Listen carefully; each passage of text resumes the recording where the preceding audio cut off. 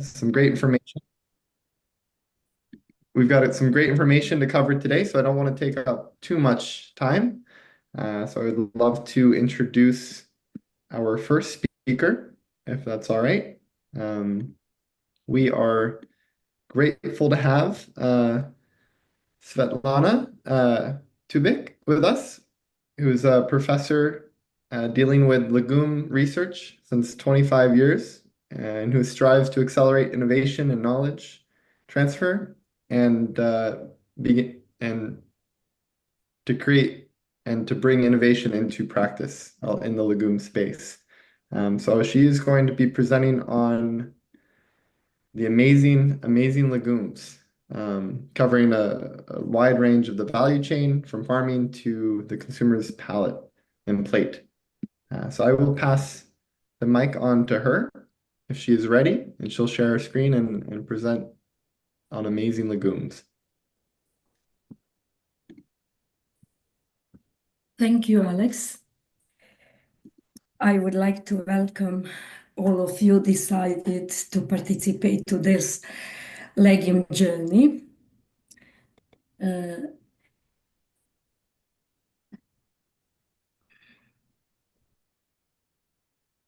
Okay.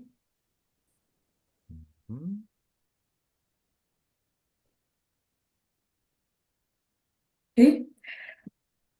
Yep. I will present amazing legumes, as Alex said. Why amazing? Because of amazing flower. Yes, the flower is beautiful, but my story will be about their amazing role because of triple impact of legumes on soil, climate, and health. We can say that legumes offer holistic approach to agriculture, improving food security, fostering environmental stewardship, and ensuring long-term agricultural resilience. Summarized in one sentence, feeding the world and healing the earth. At the heart of agricultural production and practices, legumes create more sustainable and productive value chain. With growing demand for plant-based foods, legumes present economic opportunities in both local and global market. Their integration in food system promotes sustainability from production to consumption through whole value legumes value chain. But now I will start with farm level insights. It is known that legumes have unique ability to fix atmospheric nitrogen in the soil by symbiotic relationship with Rhizobia bacteria. This process naturally enriches soil, reducing need for synthetic fertilizers.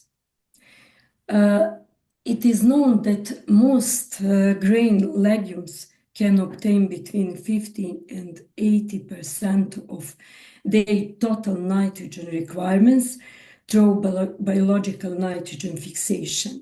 And total amount of nitrogen fixed ranges from 70 to 300 kilogram nitrogen per hectares. By adding organic matter through root biomass and crop residues, legumes improve soil structure, increasing water retention and reducing soil erosion. This making land more productive for next crops. Integration legumes into crop rotation reduces accumulation of pests and diseases, restore nutrients to the soil, and boosting yields of subsequent crops, for example, like cereals or vegetables. This practice is particularly important in regenerative farming systems that is very important and topic priority for today. The main goal is minimizing chemical inputs. And finally, legumes support biodiversity by promoting healthier ecosystems in agricultural landscapes, attracting pollinators and other beneficial organisms, contributing to more resilient farms. Regarding productivity on farms, that is very important for farmers. Legumes are commonly used in intercropping systems. We presented that during the Global Bean 2 years projects, but this is only in the table. This is only example from practice how intercropping, including legumes, can boost overall yield. As I mentioned, nutrient-rich residues after legumes benefits crops planted after them. Studies show significant yield increase in crops following legumes due to improved soil fertility and reduced pest pressures. By improving soil structure and promoting healthier microbial ecosystems, legumes also help reduce prevalence of soil-borne disease and pests, reducing need for chemical treatments. Maybe I mentioned frequently lower need for synthetic fertilizers and reduce chemical treatments. This is really, really crucial role in production of legumes. As low cost crop and high reward crop, legume supports smallholder farmers and promote economic resilience. How? Providing food security and source of income. But now I would like to move to legumes in action. The first action is healing the earth. This is interesting picture because my field of work is soybean, and of course, besides soybean, all of legumes have an action in healing the earth. The first action is climate change mitigation. By reducing carbon footprint, as I mentioned, by nitrogen fixation and efficient water use. Many legume species, for example, like chickpea, lentil, and cowpea, are drought tolerant and require less water compared to other crops.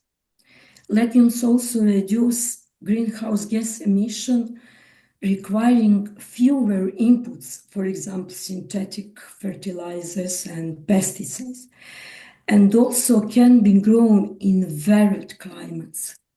All of that's role influence climate change mitigation. How legumes fight against climate change?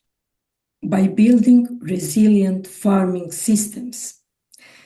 For example, in Northern Europe, faba bean is integrated into crop rotation to improve soil fertility and reduce reliance on synthetic fertilizers, that helping farmers increase yields and reducing environmental impacts.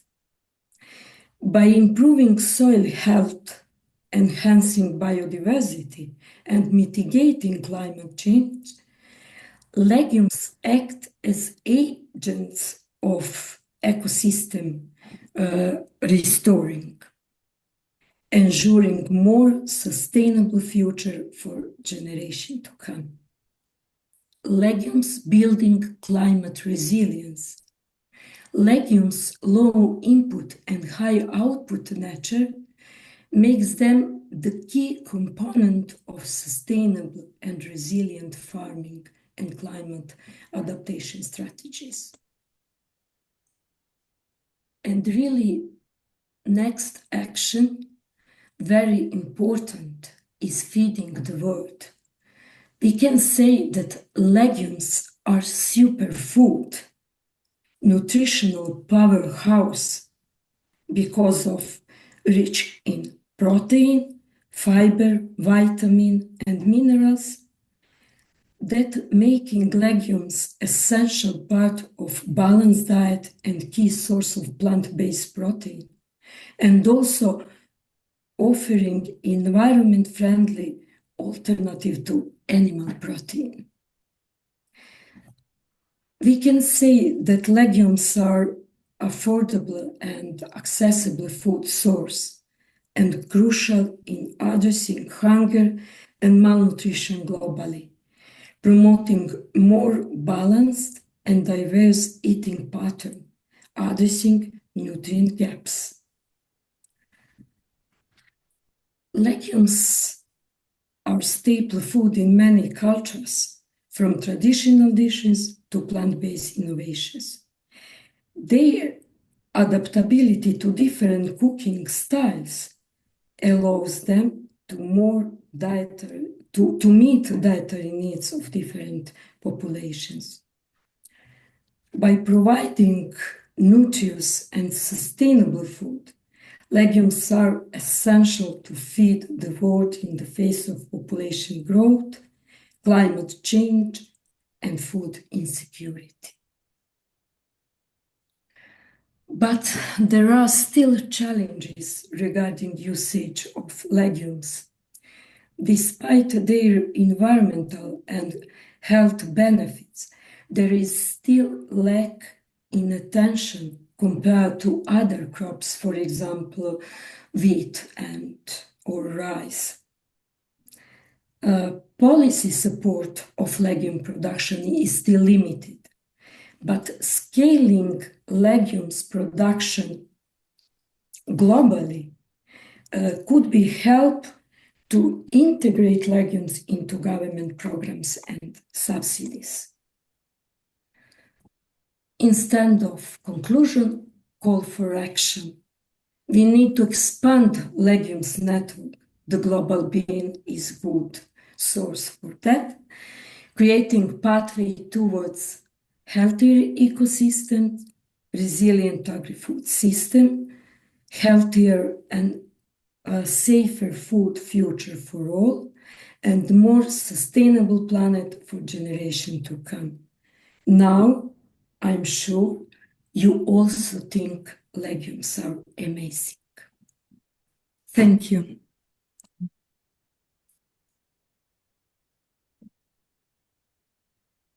Thank you so much. Yep. Thank you so much, Svetlana, for your amazing presentation. It was very informative and actually leads us very nicely into our next presentation. But I think, I think we'll do questions at the end once we have all the rich information, if that's okay. So if you have any questions, you can send them in the chat as we're presenting, and we'll make sure to come back to them at the end, or you can write them down, and we can open the floor once we've had our three presenters present. So with that, and with that call to action, We're going to dive into our next presentation. I'd like to introduce Eva. I'm so sorry. Is it Eva or Eva? It's both, Alex. Okay, It's fun. great. Great. Yeah. I'm honored to present Eva Kemp, who's going to go through a walk through the Global Bean website. Eva is a retired biochemist and enjoys reading recipes and cooking colorful meals with legumes and other ingredients that provide tantalizing tastes. So she's more than qualified to give an overview of the wonderful information and structure of our Global Bean website. So I will happily pass the mic over to her. Thank you, Alex. That's a great introduction. And I'm really pleased to be here again in a public meeting and to share with you now the amazing amount of information that we've got on our website. So I'm just going to share my my desktop now. And Alex, if you could just tell me when you can see my screen. Sounds good. Okay, everybody's seeing the screen okay? Oh, not yet. Not Okay. yet. Mhm. So I have prepared a presentation because we've got an international audience here, and some of your network connections might be a bit slow with a lot of us here online. And if we need to go to the actual website, we can do that then during the question and answer session. Okay. So Eva, we're still. I think I have to do some more sharing here. Mhm. I've selected my screen and I said share. So, Alex, you just tell me when you can see my screen. Right. It looks like it's loading and Okay, I can see it. excellent. Okay, that means if you can see it, then everybody else should be able to see it as well. Right. The advantage that I have is that I can see all of you as well as seeing my screen. So that's really beneficial here. All right. So the website and a little bit about my background here. Since I've been retired, I've been involved with biodiversity, and I managed to join just by accident the Global Bean Project because one of my activities was involved in the local community in southwest of Germany, where I live, with a seed market where we wanted people to bring their own seeds and exchange seeds. And I contacted the Global Bean Project and managed to get really good contact from Lisa to send us some seeds from the garden in Berlin. And that got me started, which was really only just a few years ago. And so now I'm pleased that so much has been going on that we've got a wealth of information on our website. So you can see the URL for the Global Bean project on this slide here. And the important thing, we've had this already mentioned several times, that the data is available, not just in English, but in 10 languages in total. And you can access the Global Bean site through all your devices. So it's a PC or iPhone or tablet. And the type of information that I'm just going to go through with the presentation today, information about our partners around the world. So people online today and others who are not able to attend today. And the type of information that our group has produced with publications on everything that goes on in growing, how to grow, what it means if you've got a climate which is very dry, or you've got pests, how do you control that with intercropping and other activities. Information sheets also available as publications, more details about the legumes and pulses themselves. And then articles, all the activities that are going on within our group and the partners. Recipes, so important for everybody. I mean, everybody has to eat every day, and you could just about look through the website and get a different recipe for every day. So lots more besides, and let's look and see what this means. So as I mentioned already, the languages that are available, the way to access that, typically everybody's familiar with their own flag for their own country. They can find it easily. And this is what you'll see also on the website when you want to see what languages are available. So everything from Estonian and Portuguese and Serbian to Spanish. The website itself, as I already said here, accessing it through your PC, a tablet, and also through your smartphone. You'll see slight differences, but all of the information is available no matter which device you're using. And if you want to look and see the different menu items on your PC, you can see that here. And on your portable device and your smartphone, there will be a menu which will open up with the same information. So what are we going to look at today? What does the website actually contain, and how is it sort of structured?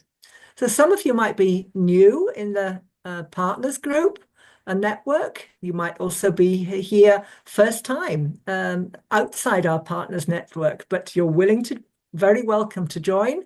And there's information on the website about how you can join the network and be one of our partners and provide the information about what you do for everybody else. So the different menu items that we have available, and I'm going to take us a walk through from our homepage and all the latest information that's there, right across the menus, and then we're going to go back again to the homepage at the end of the presentation. So starting off with the people, the partners, this I feel is the important thing, and how to join is available in the partners details, and you can find out who else is a partner, who's close to you, what the different partners are actually involved in with respect to beans and pulses and legumes, whether it's growing or cultivating special varieties, saving the seeds, and then also preparing them and providing recipes and cooking. So we already heard from Svetlana, and I thought just use this as an example so you can see the type of information that is provided as a partner and where she is actually located. So looking at the detail of that big map we saw on the homepage and also under the menu item for partners. You can see that as you zoom in on the map. And the Living Seeds, the Seed Association in Serbia, all the things that they're involved with, and how they are contributing also in the Global Bean network. And if you're wanting to join, you can see, is there somebody also involved with the sort of things that I'm involved with in my local community or in my organization? So I thought it would just be fun to see who we've got and where people are located as an example here. Which partner is the most northerly of our partners currently. So we've got somebody right up in Norway, and we've got somebody down in Chile, so the most southerly partner. And we've got a large group of people involved with the Global Bean Project in Korea, and they have some amazing recipes. You really need to go and have a look at some of their publications and recipes. And we also have people the most westerly in Colorado, in USA. And I think we've probably got some people online from America today. So you're not in isolation. There are quite a few people involved, and we're looking to get more people involved from the Americas overall. And details here about how you can get to this information on the map. So moving on to our publications and the type of information that you can find on the website. So cooking and preparing pulses, really excellent details in here, as I say it myself, because I was helping and contributing to this one publication and testing out the methods that we were including in the in here for how to prepare the dried pulses for the best taste and texture when cooking. And a topic that Svetlana already introduced here, the climate change and the actions about healing the earth and how that's going to be important for us and for our own health. I thought this particular article would be relevant to show as just one of the other examples on the website here, the climate crisis and how that's going to be beneficial for the soil and for overall biodiversity. So you might want to have a look at that as you're walking through the website later on. And then some specific articles. Articles are all about the news from the activities that's going on in the different countries and across our whole network, and stories about various events that might be happening and going on. And it's relevant today as we're going into our new phase of this project, which is now really becoming a very established network. To draw your attention to the article here, which you can find here on the website, also linking from the homepage. And growing, cultivating beans. I am personally a hobby gardener, and so this is a great source of information for me about what I can grow locally. And then linking back to where the project started in Berlin, showing here the global field in Berlin. And you get a little bit of the history and background of where we actually started the whole project. So many topics in terms of articles, and the categories are listed here, so you can see, get to the details that you want through the different category links here, because there's a lot of information.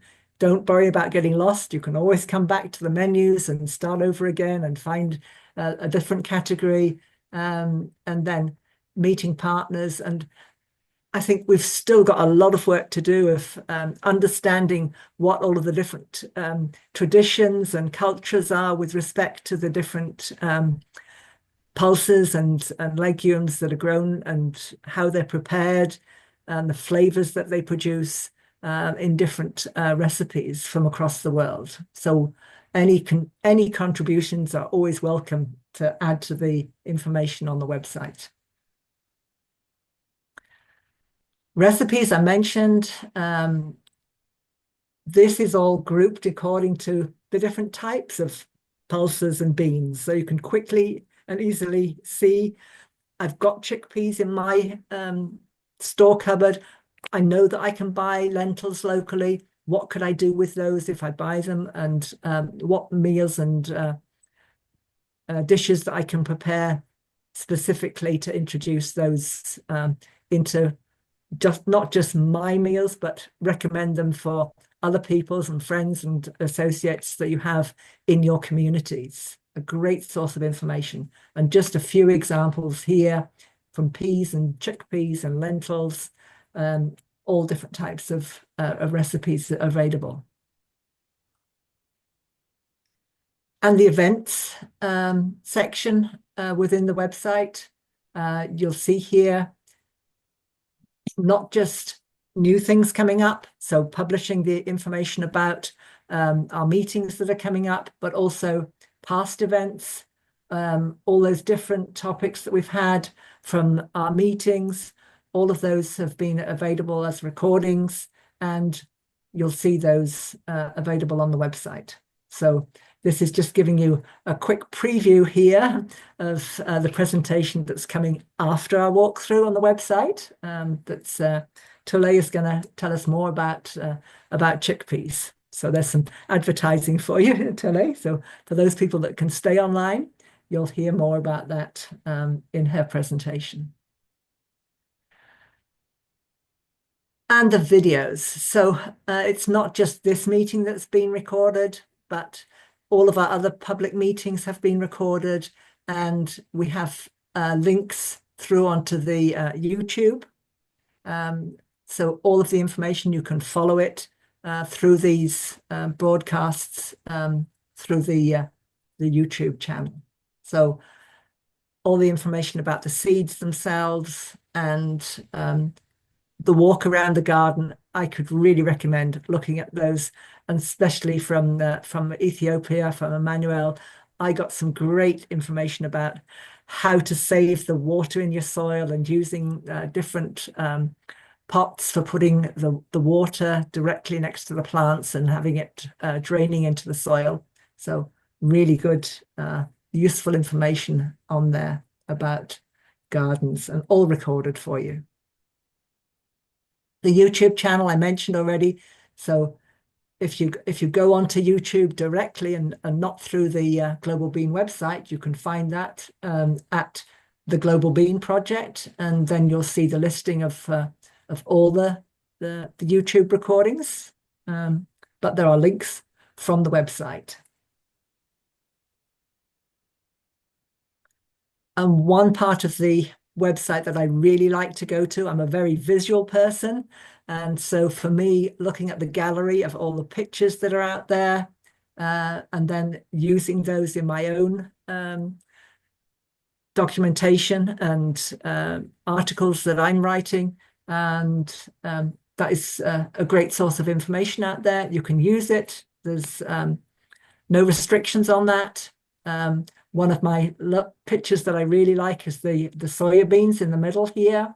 And I was really pleased to see that I could relate to that as I was in one particular area for biodiversity that I visit, to see that there was a big field of soya beans growing locally, and you could watch them developing and producing the seeds. So easy to download, open up, click on the image itself, and you can copy the image, save it onto your own PC to use as you want. So that takes us through the menu items from going left to right, so to speak. But we've also got other information, and I really encourage everybody here online, if you haven't already signed up to receive the newsletter, you can access that through the About menu, and also right at the bottom of your screens, whichever device you're using, to subscribe to the newsletter. And those will be coming out, I think we're going to aim for maybe 3 or 4 times a year, Alex. I'm not sure yet if we've got a definite decision on that, but contributing for newsletters is also encouraged across our whole network. And we have other social media available. So going through Instagram and also LinkedIn, so that people can share their information. And we really get a lot of visibility, not just on our website, but outside, so that more people then will join the Global Bean Network. So newsletters, as I said, if you've only just joined the Global Bean Network and you're here for the first time, you haven't seen what's been going on over the past, you can look at the very first newsletter from April 2022, right to our latest one, which came out just in October this year, and everything in between. They're all out there and will give you a really good insight into what's been going on across the world. And I would really like to thank our overall organizers and our sponsors, Benny particularly, for overall initiator for the Global Bean Project. And hopefully we'll also see other members of our team in our future meetings and within the network overall. And if you're still not convinced by this information that you've seen so far from this brief walk through the website, you can have a look at the testimonials. You can find the link to that also in the About menu, and you'll see the benefits that this community and network group are providing for the whole world. So we've taken a walk through the website. We go back again here to the homepage so you can see what that looks like again with a picture. And I would encourage you to spend more time, explore on your own, and you'll see for yourself the wealth of information that is available from our partners here, our communities, and what that can provide for you and your community and your organization. So take the opportunity now to follow through and look further at the Global Bean website. Thank you.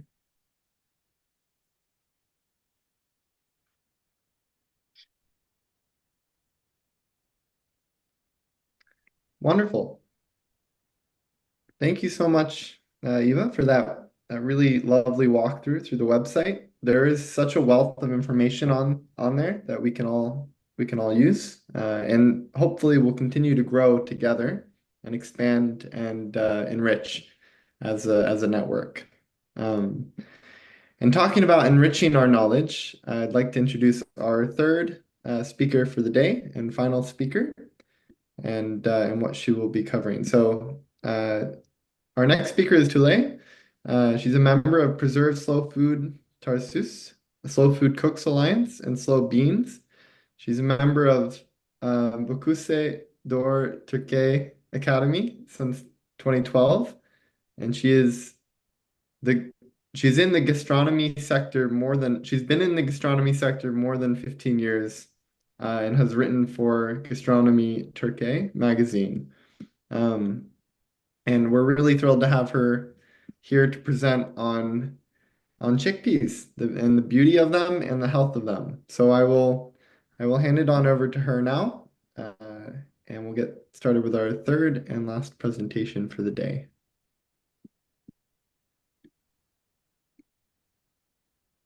Hello, everybody. First of all, I'm really happy to be here and to share some information with you about the chickpeas.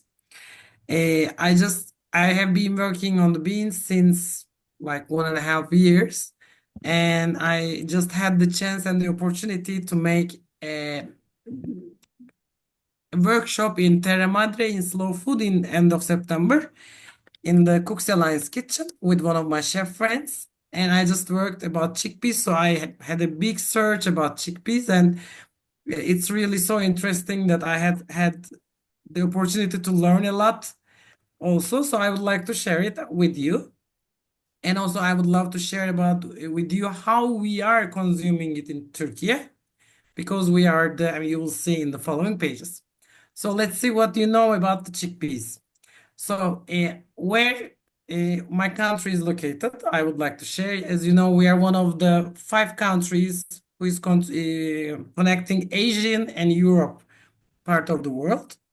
So we have a big chance about that. So where I'm coming from, I was born and raised in Istanbul, but my family is coming from the northern part of Turkey, which is the city is Trabzon.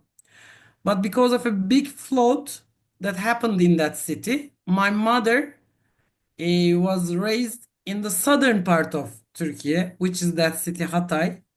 Maybe you remember it. We had a devastating earthquakes 2 years ago.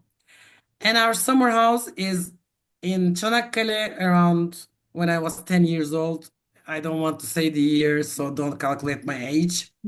So in our home, we have the four regions cooking dishes. So I was very lucky about that because we have 7 regions and the 4 regions we already eat at home. So what is the history of the chickpea? So the Latino name of the chickpea is Cicer reticulatum, which is the wild progenitor of the chickpea.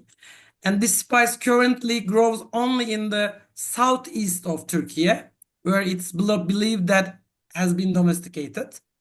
So these were in the archaeological excavations that was found. One was in Batman, Hallançemi, in 9500 BC. And the other archaeological excavation was in Diyarbakır Çayeli in 8600 BC, where the wild progenitor of the chickpea was found. So the chickpea is known by its scientific name Cicer arientum. And according to the archaeological botanical data, it has been known in Anatolia and the Near East since about 10,000 years ago. Why I'm just giving the region name? What I learned when I was just making the research, that the archaeology doesn't accept any borders in the world. So they don't mention a city name or a country name. They just mention a region name. So that is why, which I liked, by the way. So that's why it was just found in Anatolia and Near East area. So where is the name of the chickpea is coming from? The word comes from the Latin name cicer, which is meaning small, and the word pea is coming from which was used as peas. My screen is gone, I think now it's there. So in 18th century, they started to say chicken pea, and then it turned to chickpeas because they just wanted to mean that we have little peas. But then it just turned out to say as chickpeas. So why I put Cicero, because it was really very funny firstly, but then very informative for me. So I hope everybody knows Cicero. He's the one of the important person in the Italian history. So his name Cicero was coming from his ancestors because they had a cleft on their nose. So they thought that it was just resembling a chickpea. So his nickname, that's why, was mentioned as Cicero. And then after that, he was called Cicero, but nobody, I mean, the ancestors, of course, they knew, but when coming to nowadays, of course, they forget about it. But that's why Cicero is called Cicero. So the chickpea production around the world, I just put the first 4 countries, by the way. Of course, there are more. The first one is India. The second one is Australia. The third one is Turkey. And the fourth one is Ethiopia. So the chickpea production in the world, from India, it's 13.5 million tons. Australia is producing 1.1 million tons. And Turkey is producing 600 to 630 tons. And Ethiopia is producing around 500 tons. Of course, according to the climate changes, it can differ, but not so much. But the big change was in Australia, by the way, like 3 years ago. They just really had like 70% less because they had a disease also in Australia. So we know that it's a really strong, one of the strongest legumes in the world, but the climate change really affects. So what is the nutritional values, which I wanted to share with you? It's really, as Svetlana also mentioned in her presentation, it's really first of all, there is no cholesterol in the chickpea, and also this is reducing the heart disease risks, which is very helpful for the men mostly. That's said in the health business, let's say. And of course, there is no gluten also, which is very healthy for the celiac disease. So it has got protein, fat, carbohydrate, phosphor, calcium, magnesium, sodium, iron mineral, C vitamin, A vitamin, B1, B2, and B6 vitamin. So this is in 100 grams of chickpea, by the way. And you can see the not exact, but approximately measurements of how much we have as a nutritional value. So the chickpea is known, by the way, not known, but maybe because of the eating habits and what the people are generally told of the parents. When you have chickpeas or beans, you have gas problem in your intestine and in your stomach, so it's not very easy to consume. But let's break the ice between you and the chickpeas. So first of all, to buy chickpeas, when we go to the market, generally we check the expired date of the one products when we are buying, how much we can keep it. But for the chickpeas and legumes, we first have to check the production date, so that we have the latest harvest, which is more fresh than the other one. This is really, it's like everybody again checks the expired date, but for legumes, this is very important that we have to check the production date. So I will just share with you the consumption in Turkey, but believe me, I have plenty of more to add here, but I just wanted to share with you how we consume some of them, unfortunately. So we love to eat fresh chickpeas, first of all. And by the way, it's very healthy, but it's only like 1 or 2 weeks in the beginning of the harvest season. It's sold, and everybody who loves it, they just grab in the markets, the fresh markets, so that they can eat it. It's like we don't do anything. We just take it like a bunch and we just eat it. And it's also very healthy, by the way. I recommend you, if you ever have the chance to taste it in your countries, please taste. You will be happy. So we make chickpea stew. This is a very unique, in every house, in every local restaurant, when you enter, they will always have chickpea stews, because this is one of the most legumes that we consume in our country. One of the most famous street foods is chickpea and rice. As you see, we have here tomato and tomato paste and some pepper taste, but in this one, it's plain chickpea with rice. By the way, in Asia, in not Asia, but Middle East, Near East, and Asia part, they love to eat chickpeas with rice. But in not European, which I think European, if I don't remember, they love to eat it with wheat. So this is also a different eating habit of different continents of the country, the world. So we have hummus also as well. As you know, hummus is not only, as again I mentioned, it's Anatolian, Near East, and Middle East. So we are just very close with them. So we have the hummus, but the type, how we make it differs, and the items that we use when we are making hummus differs. So that's why it's completely different tastes if you eat hummus in Turkey or in Lebanon or in the nearest countries. It's really different. So we also make chickpea salad, like just salad of the chickpea. We are putting chickpeas in different dishes, like tripe soup, like stuffed eggplant dolma, that you just boil the chickpea and you just add to the other dishes, which is very common, by the way, in the southern part of Turkey. For example, in Marmara region, they don't do with like this. They only love to eat chickpeas as a chickpeas. but in southern part of Turkey, they love to add chickpea in every dish, almost. So this is very interesting, by the way, I think for you, because it was really interesting in Terra Madre to my guest. We use chickpea for fermentation.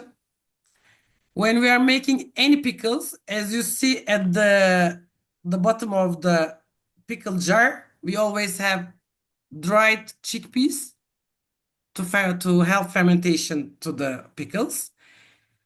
We use chickpea as a yeast when we are making bread. And again, using chickpea as a yeast when we are making cheese. So this is also for the fermentation part. We have broken chickpeas when you are just drying it, they are broken. This is used in soups, salads, and rice. And also here, as you see, as a snack near the coffee, they serve it as a snack, the chickpea. And on top of it, we make chickpea coffee still in some of the cities of our country. So if the cacao beans is gone, we have chickpea coffee, don't worry. So we have, this is also very unique, roasted chickpeas, which is called leblebi in Turkish. We have some different varieties, white, yellow, and roasted. So the white one has more fibrous and less fat than the yellow one. And the yellow one is why the roasting process is different. That's why the skin turns white. This is not some chemicals or nothing. This is normal roasting process. And to have leblebi, it's really a long process. It takes 45 days to have one leblebi to eat, because the process is too long. So normally people, generally also in our country, they don't know that it takes 45 days. They just go to the market and they buy leblebi. But if you ask, it's a very easy snack to eat. And it's very common to eat it with raisins, by the way. Together, we consume it. So it's like protein and sweet together. And there's another way that we consume leblebi. It's with boza. Boza is a fermented beverage made of millet semolina, water, and sugar. This is also a very unique taste. I cannot even explain how it tastes to you.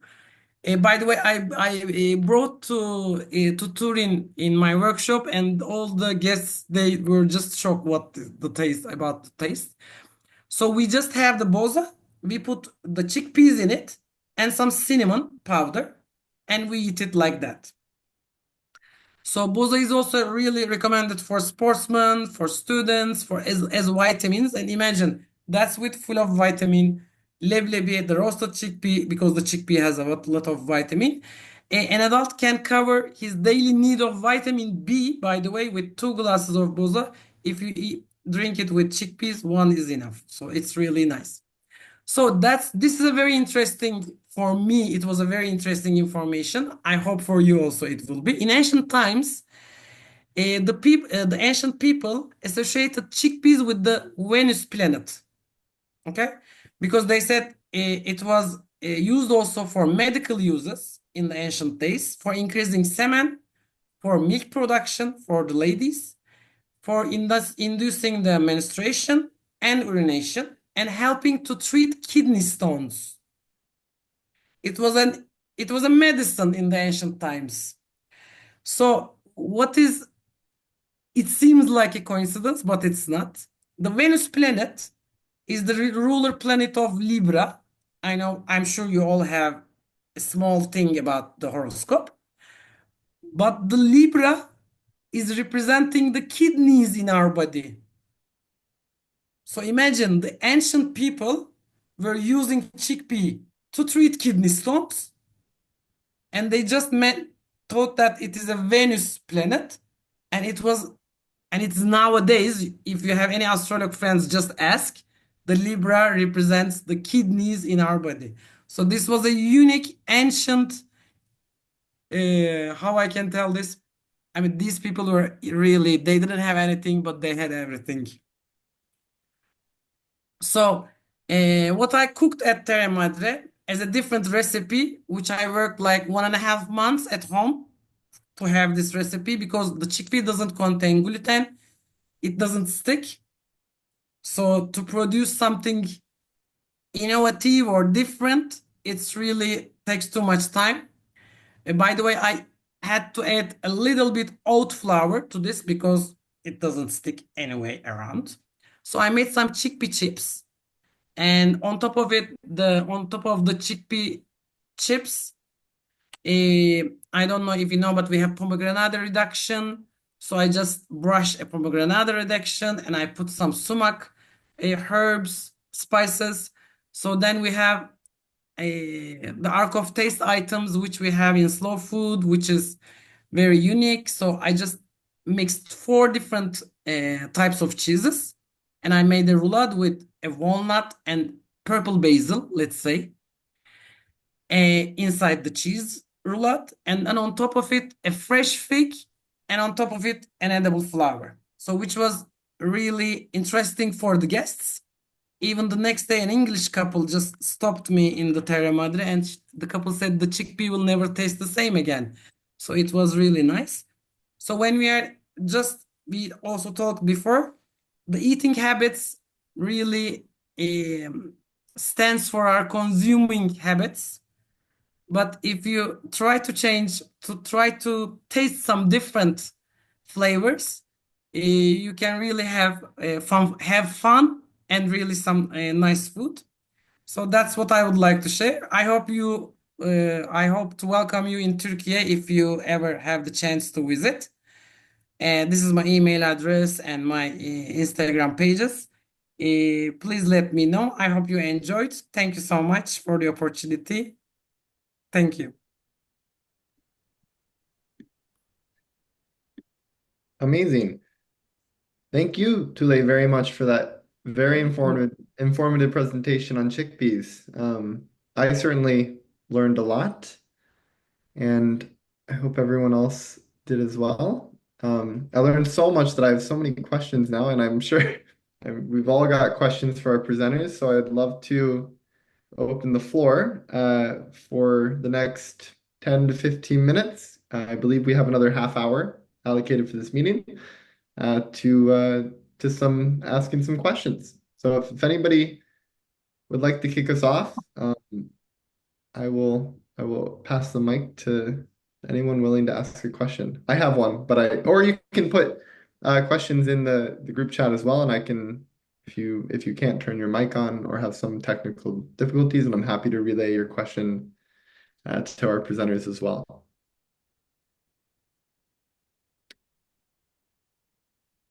I'll get us started, if that's okay. Actually, for today, you were presenting on the types of foods that are common that use chickpeas in Turkey, Yes. and one of them was the turkey stew, and it looked like it was a tomato base. And I was curious about the history of that stew, because tomatoes, right, were at some point not cultivated in that region. Absolutely, and And I it's wondered really, if by they the way, so new to us normally if we speak truly. But we like tomatoes in Turkey. I guess I was curious if the stew tradition, if there are varieties of stews that are beyond just like the tomato Absolutely, we have plenty. I mean, we have like legume stews, we have like meat stews, we have vegetable stews. It's just really very common.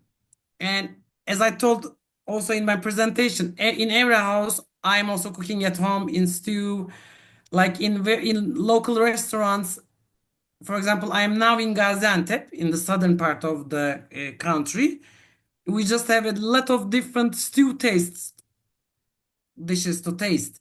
So, by the way, for tomato, we have different regions, we have different varieties of tomato.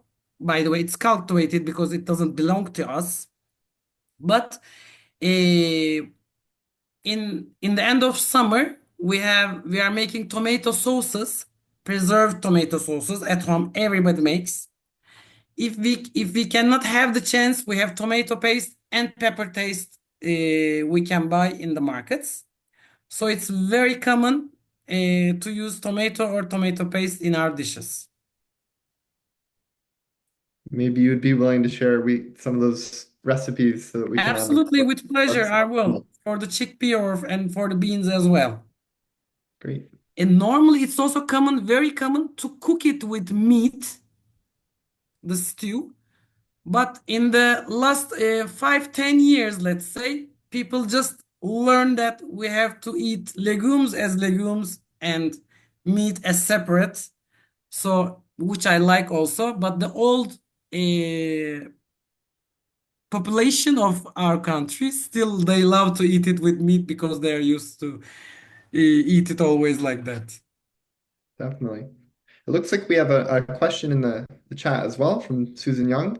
If you would like to ask it verbally, I'm more than welcome to pass the mic or I can read it. I'll go ahead and read it. Yeah, So, yeah. No, I'm oh, just coming. yeah, great. Sorry, just getting everything sorted out. So I've come across black chickpeas. I saw them in Italy.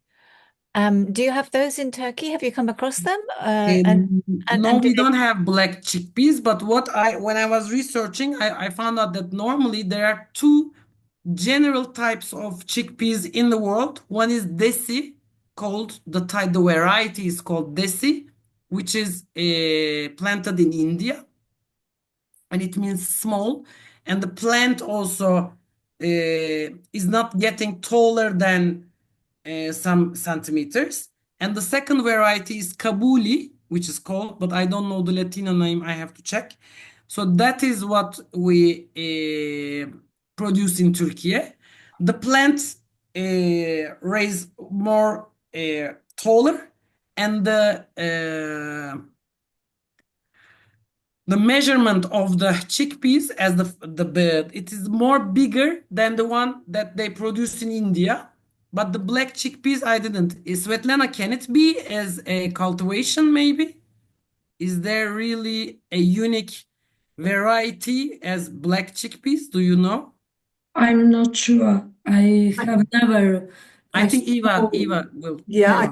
I can answer that question. So there is a variety called the black chickpeas. I have some here in Germany, and they are testing the growing conditions here in Germany.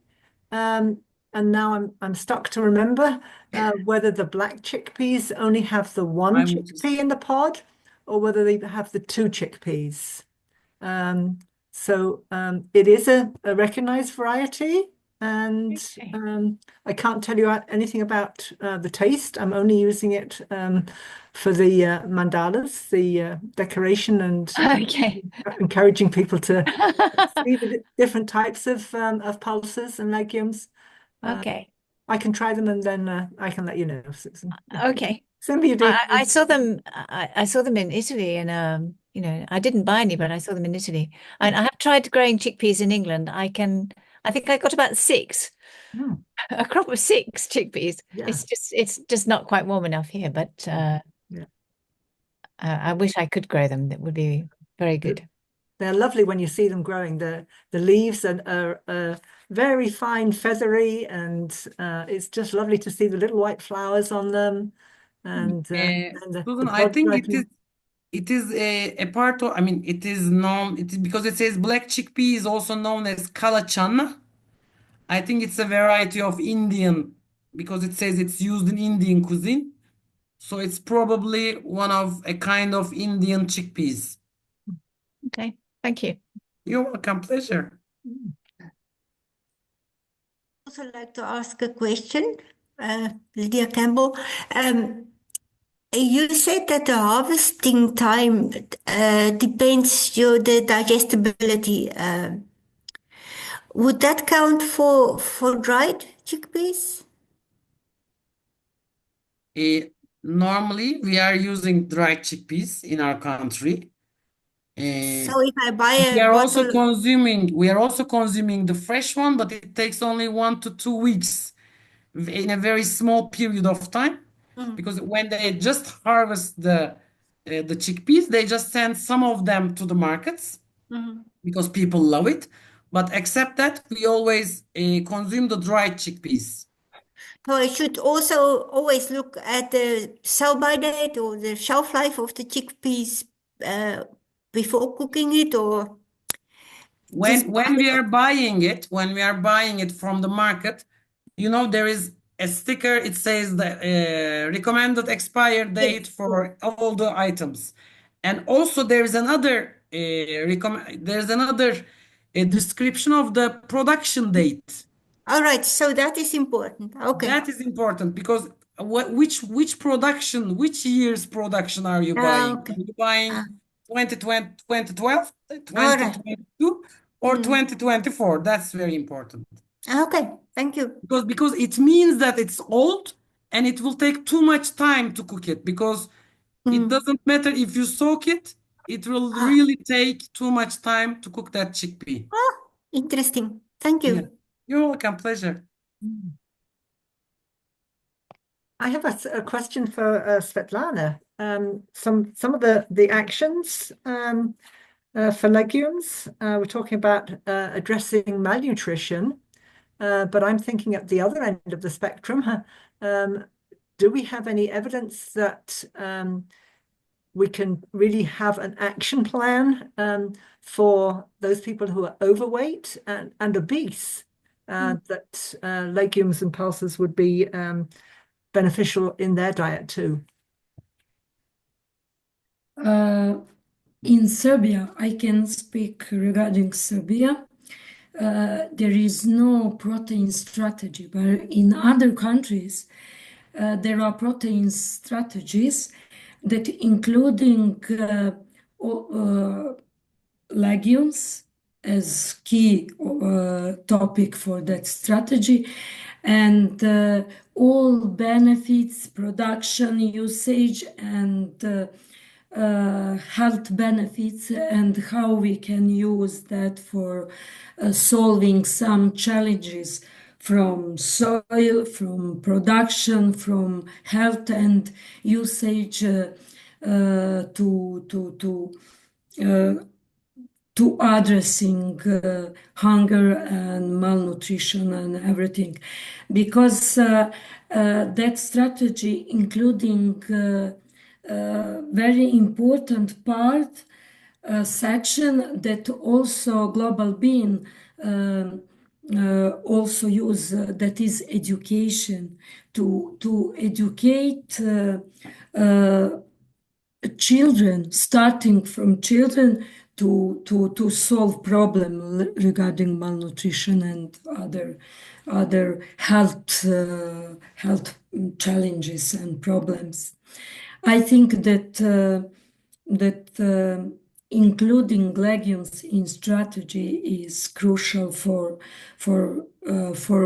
people's diet, and role of legumes regarding diets and everything related with health and feeding of people. Thank you. Yeah. Great. It looks like we might have a question from Christian Canalte. If you would like to share. Or just a statement, it might be. Christian, you're still on mute.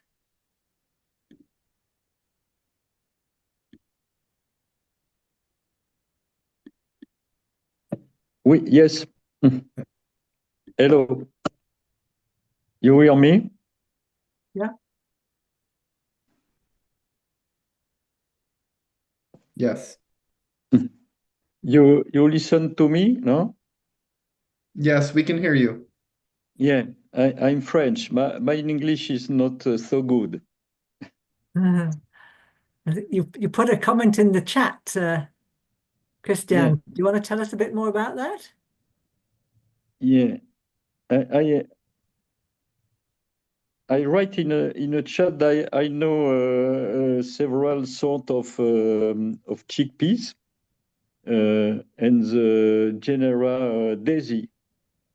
And the chickpeas are cultivated normally in India and not very in Europe. But I think, and because the black peas are cultivated in Italy, you can find black chickpeas in Italy. There are, and the taste is very different of the big chickpeas white or yellow, and it's very good, but they are more hard to cook. I will be traveling to Italy, by the way, in the beginning of December. I will just find some black chickpeas and I will try. Yeah, yeah, you can. It's very very good, very interesting chickpeas. Thank you.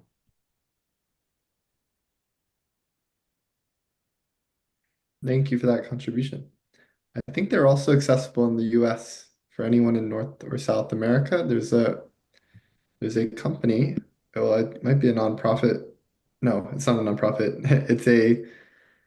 It's kind of a nice company that sells exclusively beans pretty much called Rancho Gordo. And they carry black chickpeas as well. And they distribute to the North America.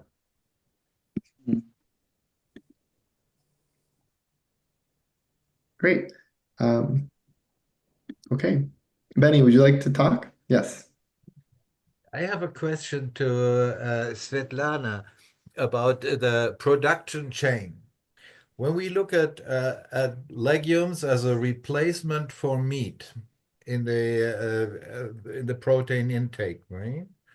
My feeling is that one of the major economic problems we have with reintroducing be it soybeans, be it chickpeas, any kind of legumes, is that they are so much lower in value added, right? When you look at a piece of meat, right, there is way more labor in it. There is a lot of a lot of soybean usually in the meat, and so on and so forth. And overall, the profit you can make from the same amount of proteins you get from a piece of beef than from the same amount of chickpeas, right, is so different that there is an interest in preventing chickpeas from replacing the meat. I wonder what is your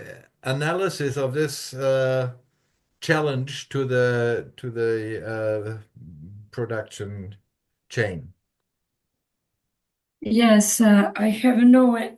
I'm not expert for food systems and sectors, but we always, how to say, push farmers through thinking about wider role of legumes, and that is maybe solve that problem that you told. Because of their role in all farming process, in production, intercropping, and value for soil value for in other crops, and also a gross margin regarding production cropping systems. We try to present wider role of legumes because of still lack of awareness regarding legumes and benefits of legumes regarding health compared to meat, to animal protein. And we need to compare profit and value, you said regarding meat, and compare health benefit between legume proteins or or plant-based proteins and meat.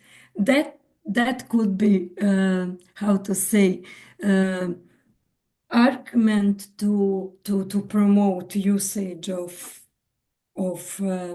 legumes as source of protein. Mm.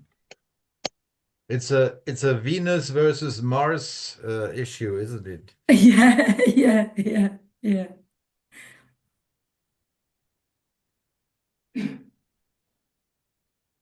Tule, did you have May I a? ask, I don't know if Svetlana or Eva would love to answer. Please feel free. When I was making my research, I found out that in the world, there are 23,000 varieties of legumes which is planted. Do we know how many of them can be eatable and how many, because I know some are just planted to support the soil.